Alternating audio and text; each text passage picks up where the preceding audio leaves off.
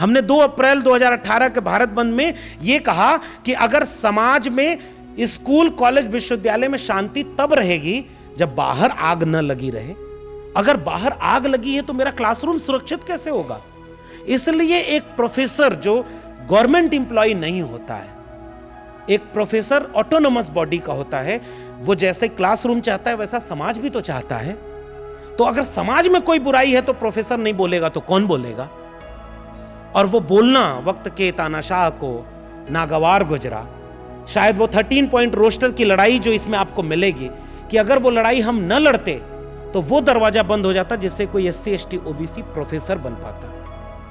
और बाबा साहब यहां लौट करके क्या कह के गए? शिक्षित बनो, संगठित रहो, संघर्ष करो। पहला नारा बाबा साहब अंबेडकर का, इसलिए हम बाबा साहब को अपना नायक मानते हैं। शिक्षा की अहमियत उन्होंने समझी थी।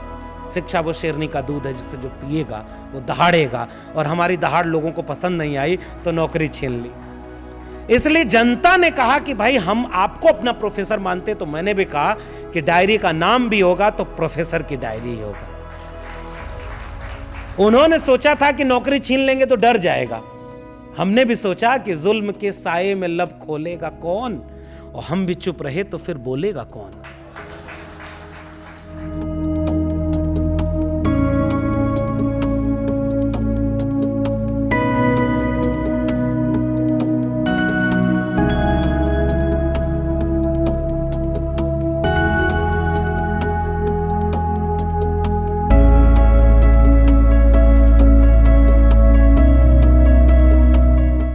मला मराठी येत नाही, त्याबद्दल मी सगळ्यांची माफी मागतो। माझ्या बोलण्यात काहीही चुकी झाल्यास मला आपण क्षमा कराल ही अपेक्षा करतो। आज मी लिहिलेल्या प्रोफेसरची डायरी या पुस्तकांचे मराठी भाषेत रूपांतर झाले असून ते आज लोकार्पण होत आहे। या कार्यक्रमास आपण सर्वजण आपला मुलाचा वेळ काढून आल्याबद्दल मी मनापासून सांगडेच्या आपण सर्वांच्या ऋणी आहे। शुक्रिया। फिर से मैं हिंदी में कहता हूँ कि ये जानबूझकर मराठी मैंने थोड़ी देर बोली, और इस गुस्ताखी के लिए आप मुझे माफ़ भी करेंगे अगर उसमें कोई गलती हुई होगी।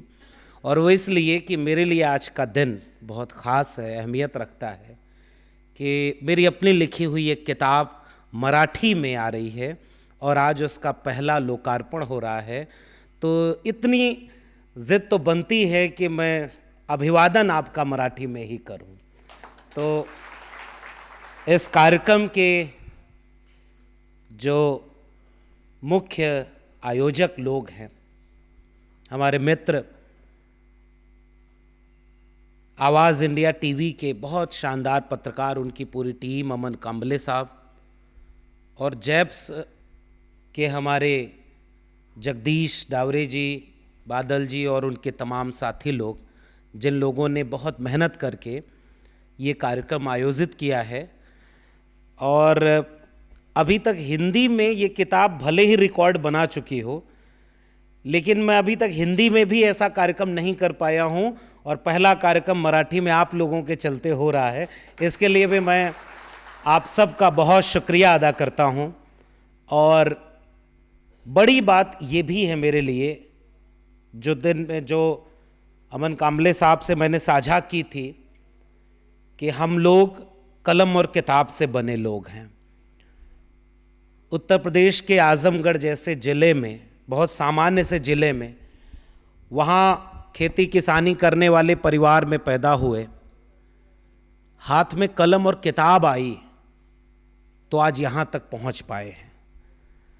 लेकिन उस सफ़र में मैं बहुत देश भर में भी ये बात कबूल करता हूँ, और जो बहुत ज़रूरी बात है कि मेरे परिवार के लोगों ने शिक्षा की अहमियत समझी कि खेत में काम करने, कुदाल फावड़ा चलाने, या हम तो यादव कम्युनिटी से आते थे, दूध दो करके बेचने के काम में पुरखे खप गए, लेकिन हमें वो न करना पड़े इसलिए बहुत तरह की कुर्बानियां झेली हमारे परिवार के लोगों ने। एक रोटी कम खाई, मकान में पेंट नहीं हुआ 10 साल तक, एक कपड़ा कम खरीद के दिया, हमारे शौक कम पूरे किए, लेकिन हमारे हाथ में कलम और किताब दी। इसके लिए हम यहां तक पहुंच पाए, इसलिए अपने परिवार वालों को याद करते हैं। लेकिन उसके बाद यह भी याद करते हैं कि वो सफर पूरा नहीं हो पाता, हमारे परिवार वालों की कुर्बानी पूरी नहीं हो पाती अगर इस मुल्क में बाबा साहब डॉक्टर भीमराव अंबेडकर का संविधान नहीं लागू होता। और संविधान के आने के बाद जो रास्ता बना मंडल कमीशन का, मंडल आंदोलन का, और उस मंडल कमीशन की सिफारिश से हम जैसे ओबीसी समाज के आने वाले जाने कितने लोगों को उच्च शिक्षा तक जाने के रास्ते खुले। उसके पहले अपवाद में कोई चला जाता रहा होगा, कोई एक्सेप्शनल केस होता होगा, लेकिन 90 के बाद पहली बार शेड्यूल कास्ट, शेड्यूल ट्राइब और अदर बैकवर्ड क्लासेस के बीच के लोग व्यवस्थित तौर पर एजुकेशन सेक्टर तक आने लगे। तो इसलिए मैं दूसरी क्रेडिट अगर किसी को देना चाहता हूं अपने यहां तक पहुंचने का, तो वो बाबा साहब अंबेडकर के संविधान को और मंडल कमीशन को देना चाहता हूं, जिसने वो रास्ता बनाया कि हम यहां तक पहुंच पाते। अगर ये ना होता तो उसके पहले भी बहुत सारे लोगों ने ख्वाब देखे कि उनके बेटे बेटियों को शिक्षा मिले। और हम जहां नागपुर में हैं, महाराष्ट्र की जमीन है, और यहां पर हम याद करेंगे महात्मा ज्योतिबा फुले को, जो शिक्षा देने के चलते घर से निकाल दिए गए, स्कूल खोलने के चलते लोगों के निशाने पर बना दिए गए। क्रांति ज्योति माता सावित्रीबाई फुले को याद करता हूं, जिनको 2 साड़ी लेकर स्कूल जाना पड़ता था, और इसलिए उनका विरोध होता था क्योंकि वो बच्चियों को शिक्षा देने का काम करने लगी, अछूत बच्चों को पढ़ाने का काम करने लगी, जिसे उस जमाने में लोग धर्म के विरोध में काम मानते थे। इसलिए मैला फेंकते थे, कचरा फेंकते थे। एक किताब है सुनील खिलनानी की, इनकारनेशन। उस किताब में भी वो पोस्टर का स्केच बना हुआ है जो पुणे और भिड़ेवाला की दीवारों पर चिपकाए गए थे, ये कहते हुए कि माता सावित्रीबाई फुले और ज्योतिबा फुले धर्म विरोधी काम कर रहे हैं, इसलिए इनको समाज से बाहर कर देना चाहिए। वो काम था शिक्षा देने का। और मेरी किताब में भी एक जगह कोटेशन आया है, विद्या बिना मति गई, मति बिना गति गई, गति बिना वित्त गया, वित्त बिना शूद्र चरमराए, एक अविद्या ने जाने कितने अन्याय अत्याचार किए।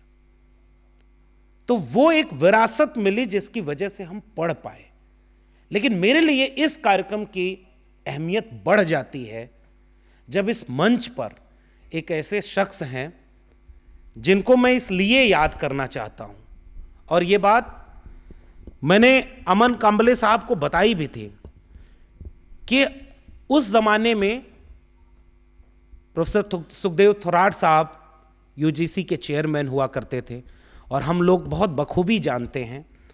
पिछली बार एक कार्यक्रम में सर के साथ मंच साझा करने का मौका अमन कांबले साहब ने ही दिया, और मैं बहुत शुक्रिया अदा करूंगा जिन्हें हम अपनी ज़िंदगी और हम जैसे लाखों नौजवानों की ज़िंदगी बदलने के रास्ते खोलने वाले लोगों के रूप में देखते हैं। कि जब आप यूजीसी के चेयरमैन रहे और हमारे पुराने सीनियर जो विश्वविद्यालय के रहे, वो लोग आपको याद करते हुए हमें वो किस्सा बताते रहे कि आप कहते रहे कि शेड्यूल कास्ट और शेड्यूल ट्राइब बच्चों को अच्छी फेलोशिप कैसे मिले, स्कॉलरशिप कैसे मिले, यूजीसी से ऐसी पॉलिसीज़ कैसे बने कि वो हाशिए पर पड़े बच्चे अच्छी तालीम हासिल करें, उसके सारे रास्ते बने। और सर मैं आपसे साझा करूं, आप जब बोलेंगे तो इसकी सच्चाई बताइएगा। मुझे तो जो पता चला वो मैं आपके सामने स्वीकार करता हूं कि हमारे एक प्रोफेसर ने कहा कि हम लोग जब प्रोफेसर थोराट से मिलने गए तो उन्होंने कहा कि हम SC ST बच्चों के लिए तो पॉलिसी बनाने का हमें काम मिला है, लेकिन हम चाहते हैं कि OBC के लिए भी हम फेलोशिप लागू करें और आप उसकी पूरी योजना बना कर ले आइए। और तमाम फेलोशिप और तमाम ऐसे काम हुए जिसकी वजह से हम जैसे लाखों नौजवानों को शिक्षा आसानी से मिल पाई। मेरे लिए ये गर्व की बात है कि मेरे निवेदन पर, आग्रह पर, अमन भाई के चलते आज प्रोफेसर सुखदेव थोराट हमारे इस मंच पर हैं। ये मेरे लिए कार्यक्रम की एक बहुत बड़ी नेमत है, और इस किताब के लिए मैं सोचता हूं कि इससे बेहतर और कौन होगा जो इस कार्यक्रम की अध्यक्षता करे। तो मैं इसके लिए आपका शुक्रिया अदा करता हूं। फिरदौस मिर्जा साहब हैं। मैंने अपनी किताब के, हिंदी वाली किताब के पीछे लिखा है, जो मराठी में भी है, कि एक डरा हुआ शिक्षक रीढ़ विहीन विद्यार्थी तैयार करता है जो समाज में जाकर एक मुर्दा नागरिक में तब्दील हो जाता है। शिक्षक का काम है सच की बात करना।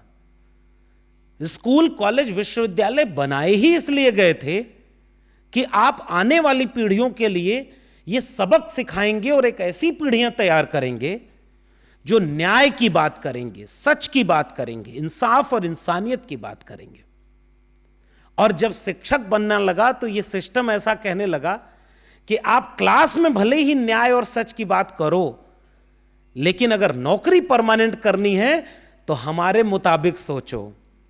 अभी बादल भाई ने बहुत शानदार संचालन करते हुए शेर पढ़ा, मैं उसी में जोड़ करके एक बात कहता हूं कि तुम्हारी मर्जी के मुताबिक नजर आए कैसे और अपने चेहरे से जो जाहिर है छुपाएं कैसे। तो जो बात हमारे दिल में है, जो विचार में है, और जिसको इसी विश्वविद्यालयों ने, कलम किताब ने हमें सिखाया है, सच बोलना।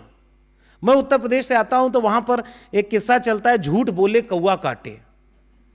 आजकल किसी को कौवा नहीं काट रहा, इसका मतलब सारे लोग सच बोल रहे हैं, चाहे वो लाल किले की प्राचीर से बोल रहे हो, चाहे संसद भवन से बोल रहे हो, चाहे यहां। इसका मतलब कौवे थक गए होंगे कि अब किसको किसको काटें, कितना काटें। झूठों ने झूठों से कहा है सच बोलो, सरकारी ऐलान हुआ है सच बोलो। तो ऐसे वक्त में एक शिक्षक अगर सच न बोले तो क्या बोले। और इसलिए हमने वही काम किया। और आज मैं शुक्रिया करूंगा कि जो न्याय और सच की लड़ाई है, हक की लड़ाई है, इंसानियत की लड़ाई है, उसको लड़ने वाले हमारे फिरदौस मिर्जा साहब केवल वरिष्ठ अधिवक्ता ही नहीं हैं, वो इस लड़ाई के हमारे साथी हैं। वो भी हमारे इस मंच पर हैं, मैं शुक्रिया अदा करूंगा। और बहुत ज़्यादा वक्त नहीं लूंगा, लेकिन 2-4 बातें किताब के बारे में, क्योंकि जो लिखा है, लेखक को अपना लिखा सब कुछ बहुत अच्छा लगता है। उसे अपना लिखा ये लगता है कि इस पर नोबेल पुरस्कार क्यों नहीं मिल गया।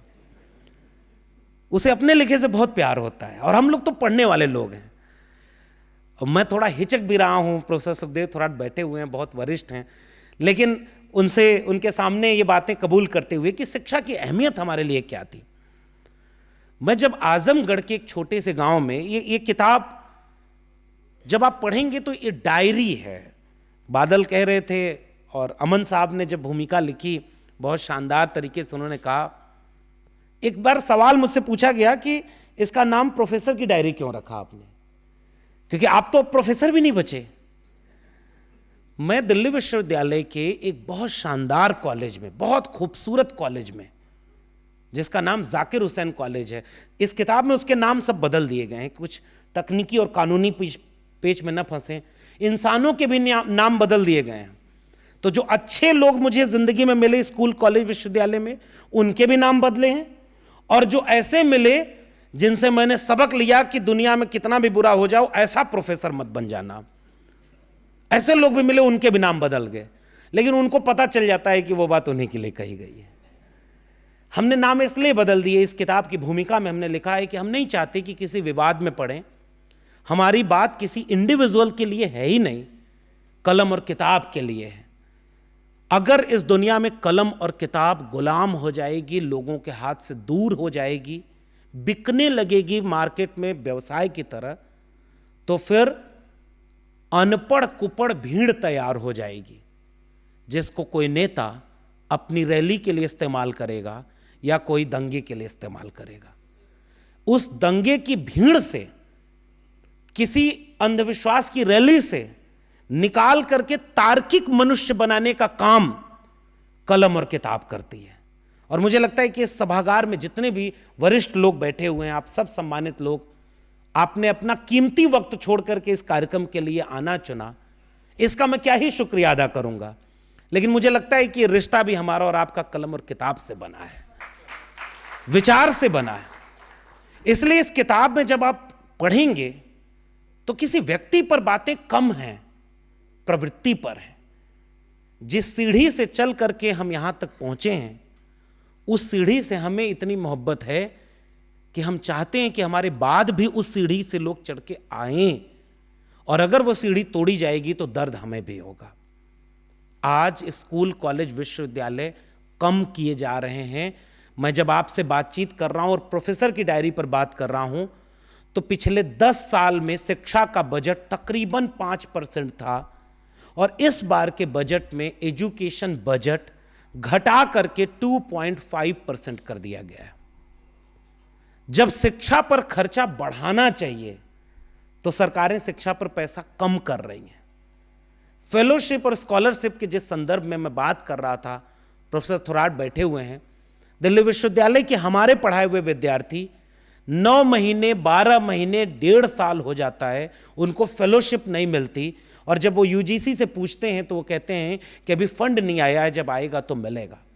और इस किताब में आपको फेलोशिप का वो किस्सा मिलेगा कि जब किसी एक को फेलोशिप मिली तो उसने अपने पीछे 2 भाई बहनों को पढ़ाने का खर्चा उठाया उस फेलोशिप से। फेलोशिप से अपना रिसर्च किया, अपनी पढ़ाई की, और अपने पीछे किसी और को पढ़ाया। लेकिन आज अगर वो फेलोशिप बंद हो गई है, schedule caste, schedule tribe, other backward classes और माइनॉरिटी के लिए कई फेलोशिप ऐसी थी जो अब नहीं मिल रही हैं। ये किताब आपको उस चिंता से वाकिफ करेगी।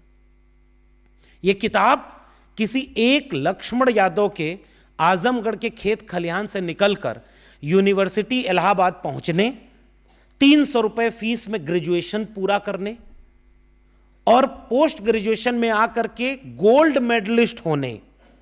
मैं इलाहाबाद यूनिवर्सिटी का टॉपर रहा, और जब तक नौकरी थी तब तक सर ये नहीं बताता था कि शो ऑफ क्यों करना।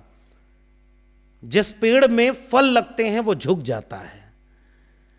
हमें अहंकार नहीं सिखाया गया, हमें यह नहीं सिखाया गया कि अगर तुम गोल्ड मेडलिस्ट हो तो इसका प्रचार करो। अगर ऐसा ही झूठ बोलना होता तो हम तो कुछ और बड़े पद पर होते, प्रधानमंत्री होते। लेकिन हमने तो ईमानदारी सीखी। अब इसलिए बताता हूं कि मैं अगर पढ़ करके इलाहाबाद यूनिवर्सिटी का टॉपर जिस दिन बना, पीढ़ियों का सपना पूरा हुआ था उस दिन। कई पीढ़ी लोग स्कूल कॉलेज नहीं जा पाए थे। आजमगढ़ से निकलकर एक पूरब का ऑक्सफोर्ड कहे जाने वाले विश्वविद्यालय में मैं पहुंचा था, तो मेरे पीछे पीढ़ियों के सपने थे। उन सपनों को पूरा करने के लिए हम इलाहाबाद यूनिवर्सिटी गए और मेहनत करके जब गोल्ड मेडल हासिल किया, तो क्या किसी के परिवार में यह उम्मीद नहीं जगेगी कि हां, घर में दीवार पर पेंट नहीं हुआ, किसी दिन सूखी रोटी खाकर गुजारा हुआ। मेरे बड़े पिताजी, इसमें किस्सा मिलेगा आपको, पढ़िएगा, मेरी गुजारिश है इसके लिए। शायद आपके भी किसी ऐसे लोगों की याद आएगी जिनकी वजह से हम लोग यहां पर बैठे होते हैं। मेरे बड़े पिताजी का 20 रुपए में एडमिशन नहीं हो पाया। वो बीए करना चाहते थे, 60 रुपए फीस थी उस जमाने में। 20 रुपए मेरी दादी के पास थे, 20 रुपए उधार से मांग के उन्होंने जुटा लिए। 20 रुपए नहीं थे तो एडमिशन नहीं हो पाया। मेरे बड़े पिताजी मुझे इलाहाबाद भेजे तो बार बार कहते थे कि एक शाम मैं घर में लौटा तो केवल खाने के नाम पर 2 आलू थे, हमने आलू उबाल कर खाए हैं। और मुझे चूंकि किस्सा याद है इसलिए मैं पढ़ नहीं रहा हूं किताब से। मैं जानता हूं कि कई परिवार यहां ऐसे बैठे होंगे जिनके यहां शाम को हो सकता है आलू भी ना रहा हो, और उस समय भी उन्होंने कलम और किताब नहीं छोड़ी, और उसकी कामयाबी ये मिली होगी कि आज जो कुछ भी हैं, बहुत अच्छा खाने वाले परिवार और बहुत कई लोगों को पढ़ाने वाले लोगों में से शामिल हैं। और मैं नागपुर में हूं, मैं जानता हूं ऐसे कई लोगों को जो अभ्यासिका चलाते हैं, जो उन पीढ़ियों में, अभी अमन भाई बता रहे थे कि उन बस्तियों में जाकर के पढ़ा रहे हैं नौकरी के बाद, कि वहां से भी कोई निकले और पहली पीढ़ी का कोई जज बने, कोई आईएएस बने, कोई प्रोफेसर बने। यह किताब उन लोगों के किस्से और कहानी को आपसे साझा करती है। यानी इस किताब में पॉजिटिव किस्से हैं कि अगर एक विश्वविद्यालय में मुझे एक टीचर न मिले होते जो ये बात कहते हैं कि तुम सोच के देखो कि तुम विश्वविद्यालय को जिस दिन टॉप करोगे तुम्हारे इलाके में क्या खबर जाएगी तो कितना अच्छा होगा। और एक प्रोफेसर मुझे ऐसे भी मिले उसी विश्वविद्यालय में जिन्होंने मेरे टॉप करने के बाद कहा कि अहीरों के बच्चे गाय भैंस चराना छोड़कर यूनिवर्सिटी टॉप करने लगे तो हमारे बच्चों का क्या होगा। इन दो प्रोफेसरों के बीच में एजुकेशन सिस्टम पेंडुलम की तरह झूल रहा है, और उस झूलने की कहानी प्रोफेसर की डायरी कहती है। एक प्रोफेसर जो हम जैसे लोगों को मिट्टी से उठाकर अर्श से फर्श से अर्श पर पहुंचाने की कोशिश करता है, वो भी मेरा प्रोफेसर रहे। वो न होते तो हम यहां नहीं होते। और एक प्रोफेसर जिसने हमें यह सिखाया कि बुरा इंसान बन जाना, बुरा प्रोफेसर मत बनना। प्रोफेसर के लिए जाति धर्म मजहब नहीं रखता, उसके क्लासरूम में सारे विद्यार्थी एक जैसे होते हैं। तो यह प्रोफेसर की डायरी इसलिए है कि 14 साल मैं दिल्ली विश्वविद्यालय के कॉलेज में प्रोफेसर रहा। मेरा असिस्टेंट प्रोफेसर ग्रेड था, पद का नाम था, सैलरी पूरी मिलती थी, लेकिन हम परमानेंट टीचर नहीं थे क्योंकि वहां इंटरव्यू ही नहीं होते थे। सर इस बात को समझेंगे। और कई कई दिनों तक, कई सालों तक वहां पद भरे नहीं जाते थे, उस पर एडहॉक सिस्टम, कॉन्ट्रैक्ट पर। और यह बात पिछले 10 साल में भी रही। सपना दिखाया गया विश्व गुरु का, और गुरुओं को ठेके पर रखा जाता था ताकि अगर गुरु मजबूत हो जाएंगे तो मजबूत शिष्य पैदा करेंगे, और मजबूत शिष्य पैदा करेंगे तो वो सवाल पूछेंगे कि 2 करोड़ रोजगार का क्या हुआ। अब इससे आगे और कुछ नहीं बोलूंगा राजनीतिक बात, क्योंकि आज किताब पर बात करनी है। लेकिन आप समझ गए हैं कि जब अगर शिक्षित समाज होगा तो जागरूक होगा ना, वो अंधविश्वास और पाखंड में नहीं जाएगा। वो चेतना से सवाल पूछेगा कि मुझे अच्छी शिक्षा मिली है तो मुझे अच्छा रोजगार चाहिए, उस शिक्षा की कीमत हो। तो मेरी नौकरी छीनी गई ये कह के कि क्योंकि सिस्टम देखिए, अब बहुत आसान भाषा में बहुत कम वक्त लेकर के, क्योंकि बाकी लोगों को भी सुनना है, प्रोफेसर को परमानेंट करने के लिए कोई रिटन एग्जाम नहीं होता। हमने एग्जाम दिया यूजीसी नेट का, और वो नेशनल एग्जाम था, उसको पास करते हैं फेलोशिप मिलती है, मिनिमम एलिजिबिलिटी एमए नेट थी, उससे मिनिमम एलिजिबिलिटी पर हम प्रोफेसर बन सकते हैं। लेकिन जब इंटरव्यू होगा तो इंटरव्यू में जब मैं गया तो मैं उस अपने कॉलेज का सबसे पुराना प्रोफेसर था, बाकी सब मुझसे जूनियर थे। मेरा 14वां साल चल रहा था। 14 साल के अनुभव, गोल्ड मेडल इलाहाबाद यूनिवर्सिटी का, 3 आर्टिकल रिसर्च पेपर होने चाहिए, मेरे 8 आर्टिकल थे, एक किताब पब्लिश थी। एकेडमिक परफॉर्मेंस इंडिकेटर बनता है जिससे मेरिट देखी जाती है कि किसके कितने नंबर हैं। मेरे 100 में से 96 थे, 3 नंबर वो जोड़े नहीं तो 93 उन्होंने दिए, मेरा क्लेम 96 पर था। मुझसे ज्यादा नंबर वाला कोई इंटरव्यू में शामिल ही नहीं हुआ। और मेरा इंटरव्यू 15 मिनट बहुत अच्छा चला, पता नहीं क्या सोच करके इंटरव्यू अच्छा लिया। और जब रिजल्ट आया तो रिजल्ट जिस दिन बन रहा था, मैं एक और किस्सा सुना दूं थोड़ा सा वक्त लेकर के। 3 दिसंबर 2023 का दिन, और 3 दिसंबर के दिन मेरा रिजल्ट बना, जिसमें प्रिंसिपल ने खड़े होकर के कहा कि प्रोफेसर लक्ष्मण यादव को नौकरी से निकालना है, बाकी सबको परमानेंट कर दो। तो जो लोग डिपार्टमेंट के बैठे थे उन्होंने कहा किस बेस पे निकालेंगे। और ये किस्सा, ये किताब इसलिए कहती है कि ऐसे जाने कितने प्रोफेसर निकाल दिए गए। वो चुप रहे, वो नहीं बोले, मैं बोला और मैं किताब लिखा, केवल इतना फर्क है। इनमें उन सब के दर्द मिलेंगे आपको। जब मेरे प्रोफेसर ने पूछा कि उससे बढ़िया इंटरव्यू किसी का नहीं हुआ, उसके सबसे ज्यादा नंबर हैं, उन्होंने कहा ऊपर से आदेश है, इनको हटाना है, या तो ये रहेंगे या मैं रहूंगा। मैं सोच रहा हूं उस दिन से कि वो ऊपर कौन सी परम ब्रह्म परमेश्वर की ताकत है जिसने आकाशवाणी की मेरे प्रिंसिपल को कि इसको नौकरी से निकालो। यूजीसी सर बैठे हुए हैं, यूजीसी का नॉर्म्स है, गाइडलाइन है, उससे यूनिवर्सिटी चलती है, किसी ऊपर वाले से नहीं चलती। लेकिन आज आपके देश के विश्वविद्यालय अब किसी ऊपर वाले से ही चल रहे हैं। वहां कुलपति कौन बन रहा है ये बात आप भी जानते हैं और हम भी जानते हैं। कौन सा हाफ पैंट फुल पैंट पहनेंगे या क्या करेंगे वो आपको पता है, और तब कुलपति बनाए जाएंगे और सब उन्हीं लोगों को भर दिया जाएगा। और बाद में एक लेटर जारी होगा कि अब आप लोग अपने उस वाले संगठन में भी जा सकते हैं, आपकी नौकरी नहीं जाएगी। समझदार को इशारा काफी। विश्वविद्यालय नाम है उसका, विश्वविद्यालय। ग्लोबल नॉलेज के केंद्र होते हैं। उसमें हम ज्ञान के हर शाखा को पढ़ते हैं, एक शाखा को नहीं। उसमें हर तरह के लोग डिबेट, डायलॉग, डिस्कशन करते हैं और अपने विरोधी से नौकरी छीन करके जवाब नहीं दिया जाता। पत्र लिख करके, लेख लिख करके और किताब लिख करके उसका जवाब दिया जाता है। एक बार एक तानाशाह राजा एक कवि को जान से मार देता है, मरवा देता है। उसने कविता राजा के खिलाफ लिखी थी।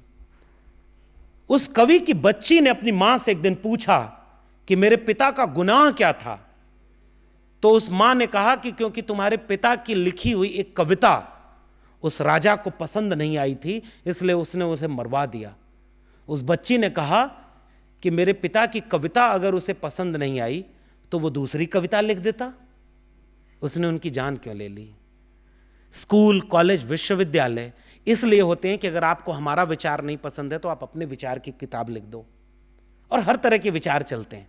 अब ये देश के स्कूल, कॉलेज, विश्वविद्यालय एक विचार के अड्डे अगर बन जाएंगे तो बाकी लोग कहां जाएंगे? बाकी लोगों के लिए एनएफएस किया जाएगा। एससी, एसटी, ओबीसी में इस किताब में कई किस्से हैं सर। अभी ये प्रोफेसर की डायरी मराठी में आई है। मैं एक किताब ले आया हूं जो पंजाबी में भी इसका ट्रांसलेशन हो गया है और अगले महीने चंडीगढ़ में इसका लोकार्पण होगा कि ये पंजाबी में भी आ चुकी है। और मुझे पंजाब यूनिवर्सिटी के टीचर्स ने बुलाया कि हमारे दर्द आपकी इस किताब में हैं, इसलिए हम आपके ऊपर एक कार्यक्रम रखना चाहते हैं कि आपने हम तमाम शिक्षकों का दर्द इसमें साझा किया है, इसलिए भी इस किताब को पढ़ा जाना चाहिए। इस किताब में एक किस्सा है कि तुम्हारा पूरा नाम क्या है। मैं छोटा सा किस्सा सुना देना चाहता हूं कि कैसे जाति व्यवस्था कैसे सामने आती है और वो तमाम लोगों को यूनिवर्सिटी में रोकती है। एक रिसर्चर कैसे रिसर्च करने में सपने पूरा कर रहा होता है, उसके पॉजिटिव किस्से भी इस किताब में हैं।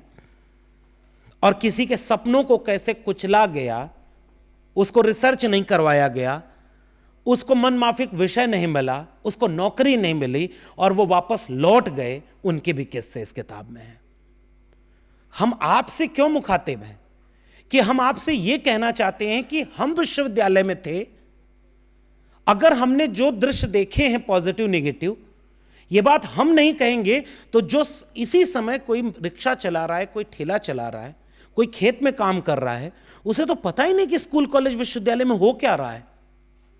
कल को जब वहां पर कुछ गड़बड़ होगा तो वो हमसे पूछेगा ना कि तुम्हारे सामने ये सब हो रहा था। अभी अमन साहब ने कहा कि नई शिक्षा नीति बनी, उसमें इतनी दिक्कतें हैं और प्रोफेसर सुखदेव थोराट साहब बैठे हुए हैं।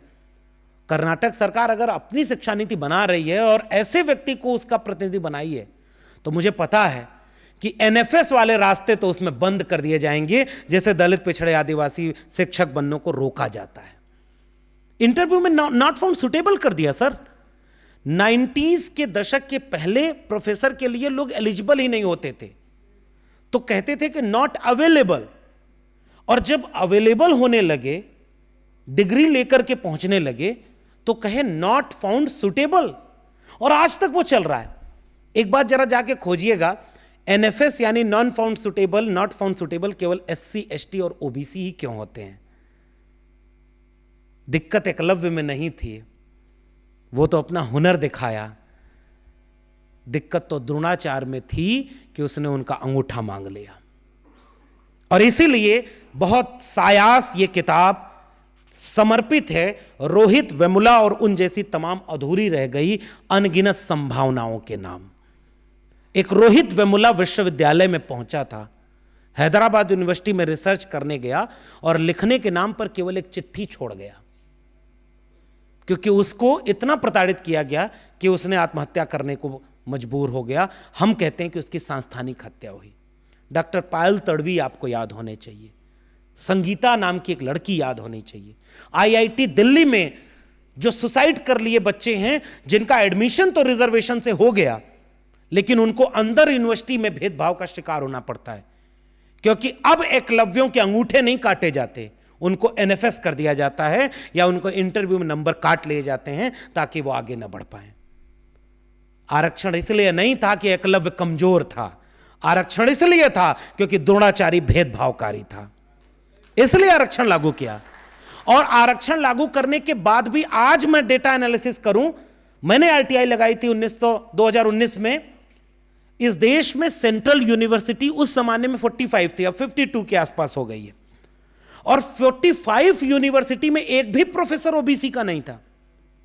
13 पॉइंट रोस्टर आया, इस किताब में रोस्टर आंदोलन का जिक्र है, और 13 पॉइंट रोस्टर से आपके बच्चों के एससी एसटी ओबीसी के प्रोफेसर बनने के रास्ते बंद कर दिए गए। हमने उसकी लड़ाई लड़ी, शायद यही गुनाह था। हमने 2 अप्रैल 2018 के भारत बंद में यह कहा कि अगर समाज में, स्कूल कॉलेज विश्वविद्यालय में शांति तब रहेगी जब बाहर आग न लगी रहे। अगर बाहर आग लगी है तो मेरा क्लासरूम सुरक्षित कैसे होगा? इसलिए एक प्रोफेसर जो गवर्नमेंट एम्प्लॉय नहीं होता है, एक प्रोफेसर ऑटोनोमस बॉडी का होता है, वो जैसे क्लासरूम चाहता है वैसा समाज भी तो चाहता है। तो अगर समाज में कोई बुराई है तो प्रोफेसर नहीं बोलेगा तो कौन बोलेगा? और वो बोलना वक्त के तानाशाह को नागवार गुजरा। शायद वो 13 पॉइंट रोस्टर की लड़ाई जो इसमें आपको मिलेगी, कि अगर वो लड़ाई हम न लड़ते तो वो दरवाजा बंद हो जाता जिससे कोई एससी एसटी ओबीसी प्रोफेसर बन पाता। अब भी एक कानून आया है सुप्रीम कोर्ट से, सवाल जवाब होगा तो हम लोग उस पर बात करेंगे, कि अब भी कुछ जजों को लगता है कि क्रीमी लेयर हो गया है, अब क्रीमी लेयर लागू कर देना चाहिए एससी एसटी में भी। हम ओबीसी वाले तो झेल ही रहे थे क्रीमी लेयर, हमें पता ही नहीं कि क्रीम है कहां जिसके लेयर ये लोग तलाश रहे हैं। आज भी देश के सेंट्रल यूनिवर्सिटीज में ओबीसी प्रोफेसर केवल 4% हैं, आरक्षण मिला 27%, आबादी है 1931 के मुताबिक 52%, तो क्रीम कहां है? लेकिन देश में पॉलिसी कौन बना रहा है आप जान रहे हैं। तो ये लगता है कि ये किताब इसलिए भी पढ़ी जानी चाहिए और हर घर में पढ़ी जानी चाहिए कि इस किताब को पढ़ करके एक माँ बाप को ये लगेगा कि स्कूल कॉलेज बचाना हमारी लड़ाई है। तथागत बुद्ध को हम जब अपना नायक याद करते हैं तो हम कहते हैं कि हम बुद्ध को इसलिए अपना मसीहा मानते हैं, वो विचार से हमारे नायक हैं क्योंकि वो प्रज्ञाशील करुणा की बात करते हैं। उनका सबसे बुनियादी सूत्र जो मुझे सबसे प्यारा है कि प्रज्ञा यानी बुद्धि की बात करो, तर्क की बात करो। और आज विश्वविद्यालयों में हवन हो रहा है साहब। दिल्ली विश्वविद्यालय में जिस दिन 22 जनवरी थी, बात बहुत लंबी हो जाएगी, उसके लिए किताब पढ़िएगा, फिर कोई कार्यक्रम होगा तो आऊँगा। अभी मैं अपने इन सम्मानित लोगों को भी सुनना चाहूँगा। मैं जब दिल्ली विश्वविद्यालय में था तो जितना बड़ा कार्यक्रम धार्मिक किसी एक धर्म का कहीं हो रहा था, विश्वविद्यालय के भीतर धार्मिक कार्यक्रम हो रहे थे और विश्वविद्यालय के भीतर अब धर्म के कर्मकांड हो रहे हैं। मेरा कुलपति हवन कर रहा था, पुजारी बन के बैठा था, और जो प्रोफेसर है वो चुपचाप हैं क्योंकि उन्हें पता है पॉलिसी कौन बना रहा है।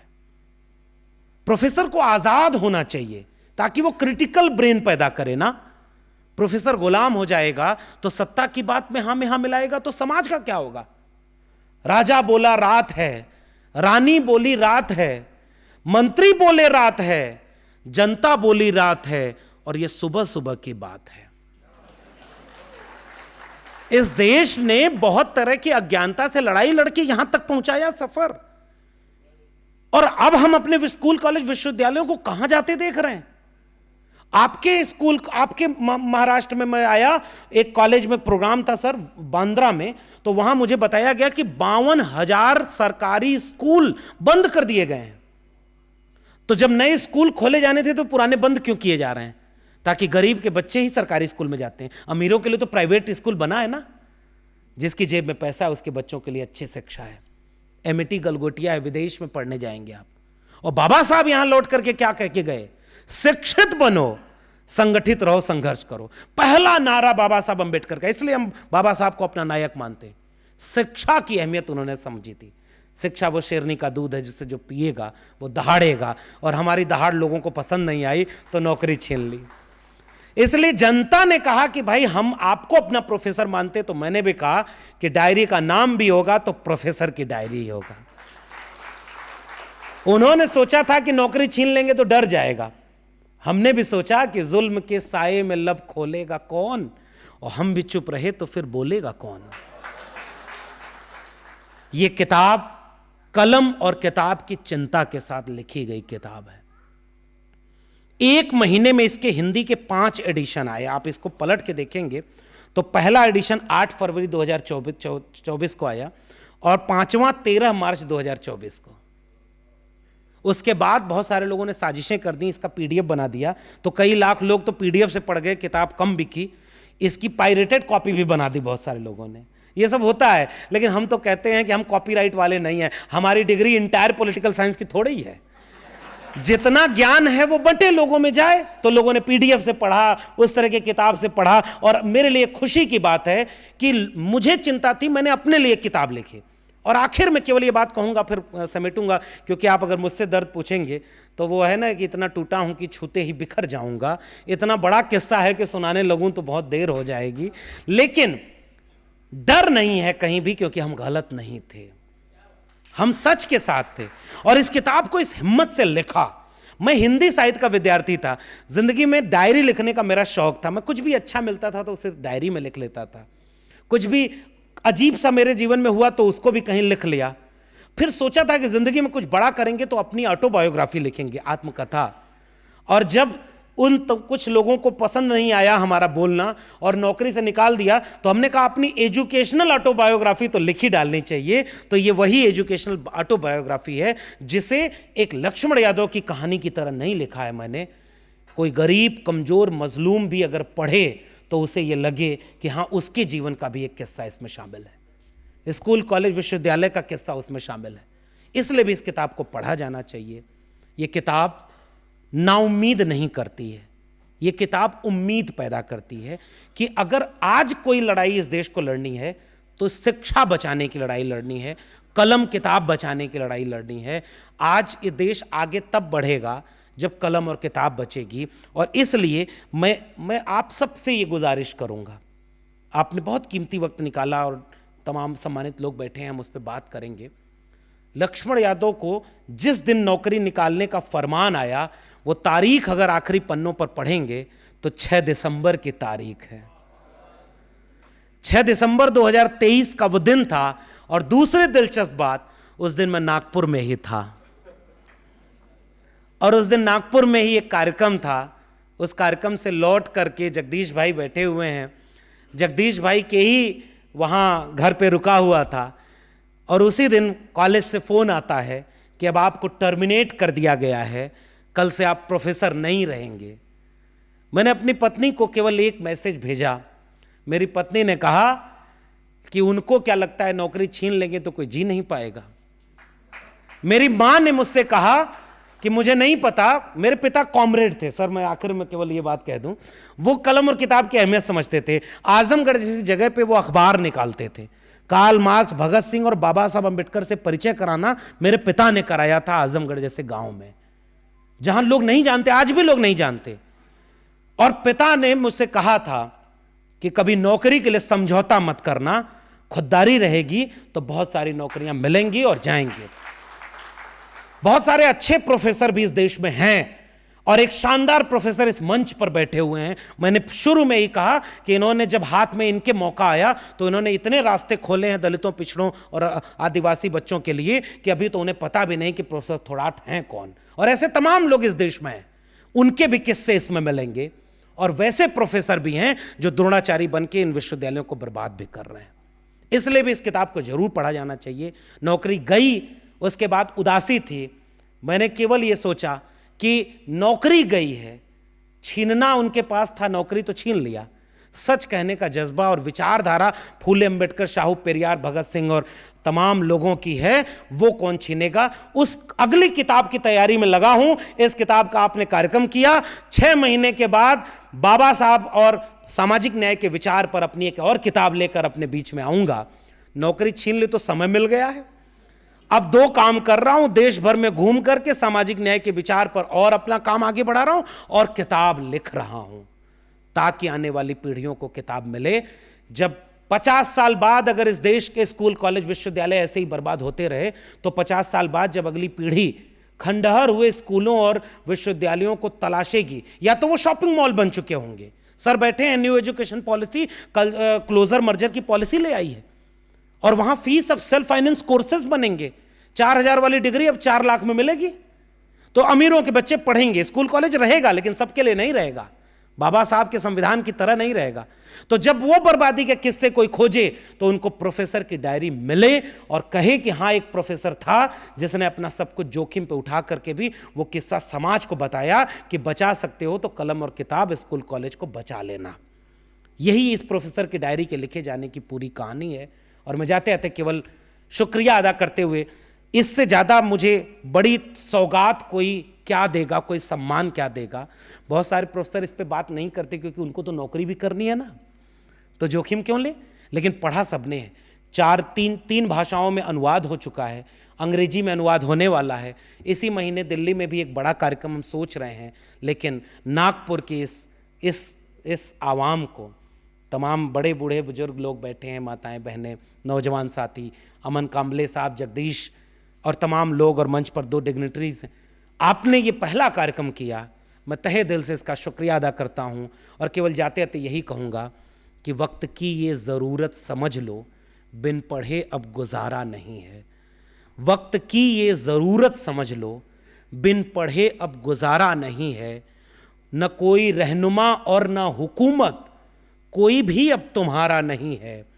तुम पढ़ो और पढ़कर लिखो सब, वरना तारीख बदली मिलेगी। अब कलम और कागज से बेहतर दूसरा कोई चारा नहीं है। बहुत बहुत धन्यवाद।